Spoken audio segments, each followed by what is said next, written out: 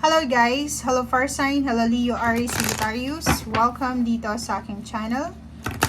Fire Sign, Leo, Aries, Sagittarius. Ano ba ang mensahe sa iyo ng baraha? Ito ay general reading. Pwede kang makaresonate. Gamitin mo ang iyong intuition sa panonood. Fire Sign, Leo, Aries, Sagittarius. Fire Sign, Leo, Aries, Sagittarius. Friday message para sa lahat.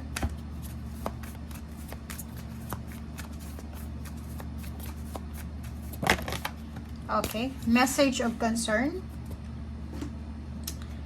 Number 15, fire sign.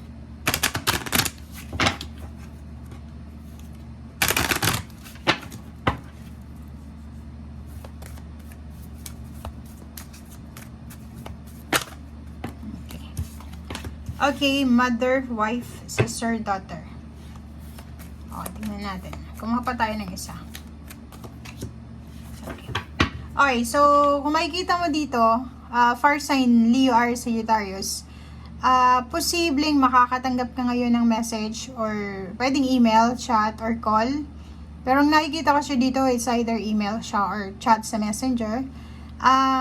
Medyo mag-aalala ka siguro, okay? Especially if nasa long distance na balita ito, pwedeng malayo ka sa nanay mo, or posibleng kapatid, anak na babae.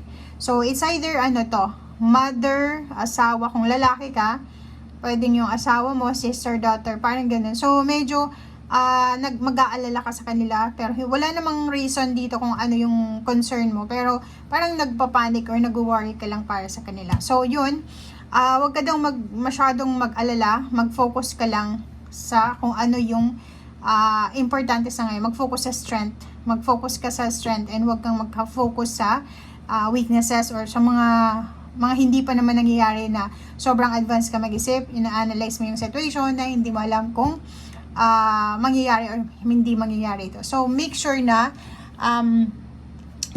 ano tayo dito ngayon? Present situation. Okay? Huwag kang masyadong mag-isip ng advance. Huwag mo masyadong i-analyze yung situation. Parang ganun.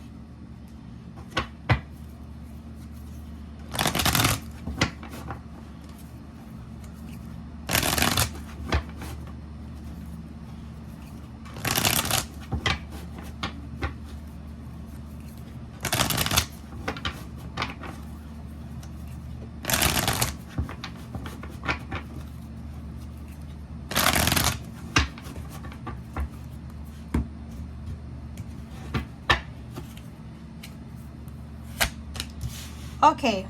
First card dito sa second deck, second card. Okay, so nakikita natin dito guys na may possibilities dito na may isang tao na nangangailangan ng tulong pinansyal. Okay, so for example, ikaw, need mo ng pera. Okay, so nakikita natin dito na may gusto kang hinga ng tulong pero hindi mo magawa. Parang ganun. So, yun ang nakikita natin dito. Next card is travel. Pwedeng may gagawin kayong paglalakbay. Pwedeng may magta-travel dito, going back home, or pwedeng sa ibang lugar. Nakikita din natin dito na may kailangan kang gawin or may kailangan kang puntahan. And siguro itong travel na gagawin mo is tungkol to sa pera. Kailangan mong puntahan itong, like, umuwi ka ng lugar kung saan ka galing. Dahil yung inuutang mo siguro sa bangko is approved na, or siguro meron ditong mga lump sum or may mag-share sa'yo ng blessings niya or pautangin ka or inheritance or anything dito na regarding sa pera, ng involved na pera. So, may magta-travel para sa pera and ano pa man. Okay. Okay, so eto naman, sinasabi ng baraha sa'yo dito, Fire Sign Leo, Aries, Sagittarius, na if ever man na may involvement ditong inheritance, syempre may mga taong involved dito, hindi lang ikaw. Unless na mag-isa kang anak ng magulang mo. Okay, so if eto ay tungkol sa mga pag-aaway tungkol sa pera or anything, sinasabi ng baraha na posibleng makalaya ka na dito. So, posibleng today is end na to or today is the end of mga away, diskusyon regarding sa perang yan, or regarding sa kung ano man yan. Okay? And nakikita natin dito na may contract signing. So, may papeles ka sigurong aayusin, contract signing, or anything na may involved na documents.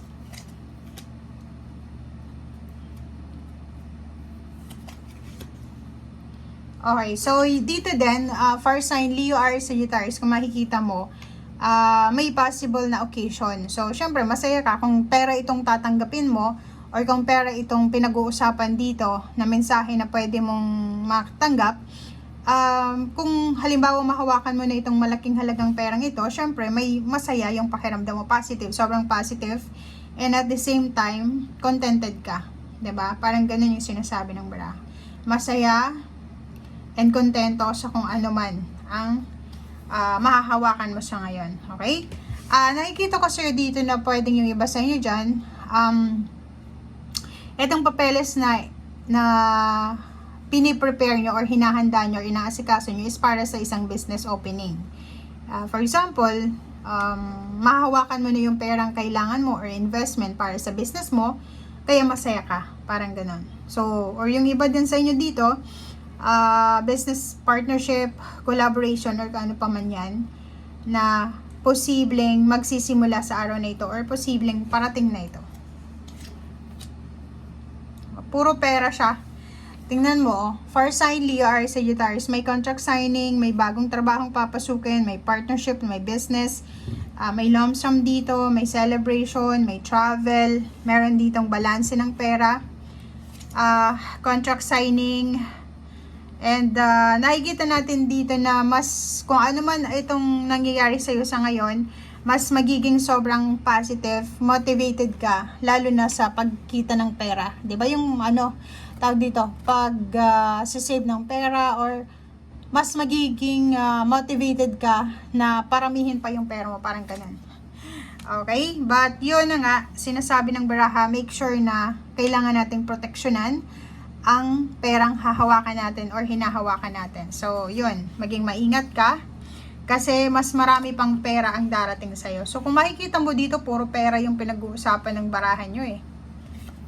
And last card natin is yun na nga, nakikita ko sa'yo dito na if may mga utang sa'yo, posibleng may magbabayad sa'yo ng utang. Okay? May magbabalik sa'yong pera na galing sa nakaraan, or posibleng may perang inutang sa'yo sa, for example, few years ago, 6 years ago, 6 months ago, na pwedeng ibalik sa'yo sa ngayon. So, ang nakikita natin, may magbabayad ng utang sa'yo. Okay? May magbabayad or may posibilidad na may magpapautang sa'yo. May darating na pera, may darating na source ng money, or magiging maligaya ka kasi yung pera parating na, 'di ba? Pag ganun na siya sa'yo. Okay, so thank you for watching and see you again. Bye!